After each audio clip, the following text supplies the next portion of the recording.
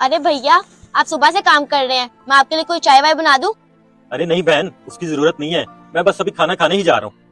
30 लाख नहीं, मैं पूरे 50 लाख देने को तैयार हूँ। वो प्रॉपर्टी खरीद लो। अरे वाह बाबा, नई प्रॉपर्टी खरीद रहे हैं क्या? बिल्कुल, अल्लाह ने दौलत से नवाजा है तो खरीद रहे हैं। अच्छा, एक काम करते हैं बाबा, पास वाले गांव चलते हैं, वहाँ गरीबों की कुछ मदद कर देते हैं। अरे अभी कोई जरूरत नहीं है, थोड़ी और दौलत आ जाए तो फिर करेंगे। पिछले 3 सालों से यही बोल रहे हैं आप बाबा, और कितनी दौलत चाहिए आपको? मुझे सिखाने की कोशिश मत करो, जितना बोल रहा हूँ उतना ही करो। कोई गरीब गरीब नहीं है साले। हाँ भाई, हो गया सारा काम। जी भैया, हो गया काम। ये लो पैसे लो। शुक्रिया भैया। भाई अल्लाह के नाम पे कुछ दे दो। अरे वाह बेटा, बड़े अच्छे वक्त पे आए हो।